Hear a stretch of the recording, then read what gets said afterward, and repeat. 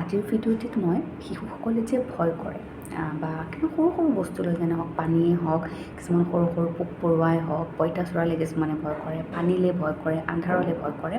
এই ভয়ৰ বিষয়ে কিছু কথা আলোচনা কৰিম। আচলতে সৰু ল'ৰা ছোৱালী বুলি নহয়, আমি সকলোৱে কিহবা নহয় কিহবালে ভয় কৰোঁ।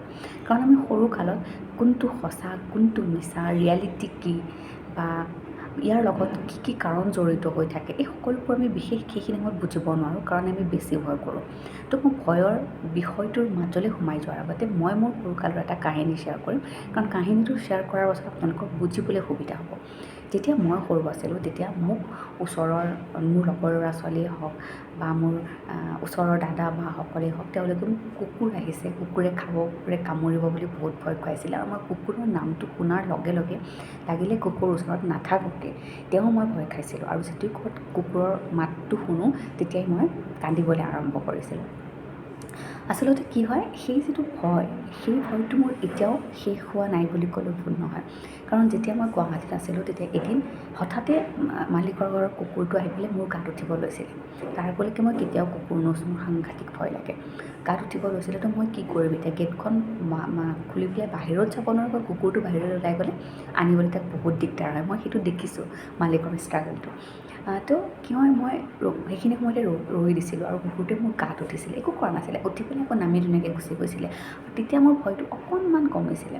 তাৰপিছত যেতিয়া মই ইয়াতে আহিলোঁ, ছিকিমত আহিলোঁ কাম কৰি পেলাই, তেতিয়া দেখোঁ যে ঠাণ্ডা ঠাই, ইয়াতে চবৰে ঘৰে ঘৰে কুকুৰ আছে আৰু ইমান মৰম লগা কুকুৰবোৰ, সিহঁতি নুভুকে বেছি।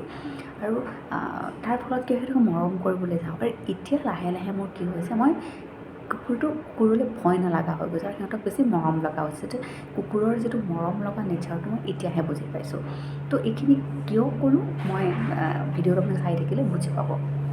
আচলতে কি হয়, আমাৰ শিশুসকলৰ যিটো ভয়, সেই ভয়টো উৎসটো আৰু কি, সেই উৎসটো আমি মানে আমাৰ ঘৰখন, মাক দেউতাক বা চাৰিওফালে যিবোৰ কথা আলোচনা হয়, ভয় মানে বস্তুবোৰক লৈ পেলাই, ধৰক আন্ধাৰলৈ ভয় কৰে, কাৰেণ্টটো গ'লে একদম ইটো ৰুম সিটো, মানে যিটোত পোহৰ থাকে সেইটো ৰুমলৈ যাবলৈ লাগে। বা মানুহ মৰিলে ভয় কৰে, যে মানুহ মৰিলে ভূত হৈ যায়, আহি পেলাই ধৰেহি, বা আন্ধাৰত ভূত আহে, আমি এনেকৈ কওঁ, সচৰাচৰ কোৱা দেখা যায়, হয়নে নহয়? তো সেই ভয়টো আচলতে শিশুটিৰ মনত থাকি যায়।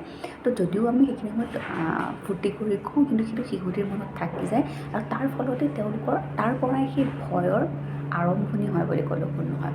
দ্বিতীয়টো হৈছে, যদি তেওঁলোকে টিভিতে হওক বা মোবাইলতে হওক, ক'ৰবাত তেওঁলোকে তেনেকুৱা ধৰণৰ কিবা ইনচিডেণ্ট দেখিছে ভয় লগা, যে আন্ধাৰ হ'লে ভূত আহে বা দৰজাখনে এটা চাউণ্ড কৰি থাকে, কেৰেৰে কেৰেৰে। আগতে আমি সৰুতে যেতিয়া আপোনালোকে চাইছিলে মনত আছে, আবৃত্তি চাওঁতে, তো তেতিয়াও যিটো চাউণ্ড কৰি থাকে, দৰজাখন লাহে লাহে খোল খাই যায়। তো সেনেকুৱা ধৰণৰ বস্তুবোৰে আমাৰ সৰু ল'ৰা ছোৱালীৰ মনত ভয়ৰ সৃষ্টি কৰিব পাৰে।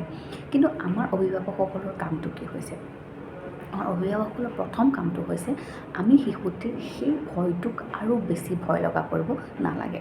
দ্বিতীয়তে হৈছে যে, আমি যেতিয়া আপোনাৰ সন্তানটি কৈছে যে মোৰ আন্ধাৰলৈ ভয় লাগে বা পানীলৈ ভয় লাগে, কিহৰ কাৰণে ভয় লাগে, সেই ভয়টোক আপুনি জানিবলৈ বুজিবলৈ চেষ্টা কৰাটো প্ৰয়োজন। আৰু শিশুটিয়ে কিনো কয়, কিহৰ কাৰণে তেওঁৰ ভয় লাগে, সেইখিনি আপুনি শুনিলে তেওঁলোকক বুজাব পাৰিব। থাৰ্ড হৈছে এক্সপিৰিয়েঞ্চ কৰিবলৈ দিয়া। এই যিটো এক্সপিৰিয়েঞ্চ মই ক'লোঁ, যিটো কুকুৰৰ ইনচিডেণ্টটো মই আপোনাক শ্বেয়াৰ কৰিলোঁ, যে মই এতিয়াহে লাহে লাহে কুকুৰটোক চোৱাৰ পিছত মোৰ এক্সপিৰিয়েঞ্চ হৈছে যে কিছু নাকামুৰে, মৰম কৰিলে মৰমেই কৰে, হেণ্ডশ্বেক কৰে। তো তেনেকুৱা মোৰ এক্সপিৰিয়েঞ্চ হৈছে। তো আমি শিশুসকলক যদি দেখিছে যে তেওঁলোকে তেনেকুৱা ভয় কৰে কিবা এটা বস্তুক, লগতে এক্সপিৰিয়েঞ্চ কৰিবলৈ দিয়া উচিত। আৰু এইটো নহয় যে এক্সপিৰিয়েঞ্চ কৰিবলৈ পানীলৈ ভয় কৰে কাৰণে আপুনি পানীত দলিয়াই দিছে, সেইটো নহয়, তেনেকুৱা নহয়। ধৰক আমি তেওঁলোকৰ হাতত হাত ধৰি পেলাই, মানে সেই ভয়টো অভাৰকাম কৰিবৰ কাৰণে চেষ্টা কৰাত সহায় কৰিব লাগে তেওঁলোকক। আৰু এক্সপিৰিয়েঞ্চ কৰিবলৈ দিছোঁ বুলিয়েই যে হঠাতে আজি ভয় কৰে কাৰণে কালিলৈ আপুনি, আজি ক'লোঁ কাৰণে কালিলৈ আপুনি এক্সপিৰিয়েঞ্চ কৰাব দিলে, সেইটো নহয়। সেইটো সময় ল'ব, কাৰণ মই সেই সৰুকালৰ যিটো ভয় মোৰ এতিয়াহে অকণ কমিছে। তো ডেফিনেটলি আপোনালোকেও সময় ল'ব পাৰে, কিন্তু এক্সপিৰিয়েঞ্চ কৰাৰ সুবিধা দিয়ক। আৰু যিটো ৰিয়েলিটি, যিটো সঁচা হয়, সেই তেওঁলোকক বুজাই দিয়ক। আৰু যেতিয়া তেওঁলোকৰ কথাবোৰ শুনিব, তেওঁলোকক বুজিব, তেতিয়া আপোনালোকে বুজাবও সুবিধা হ'ব।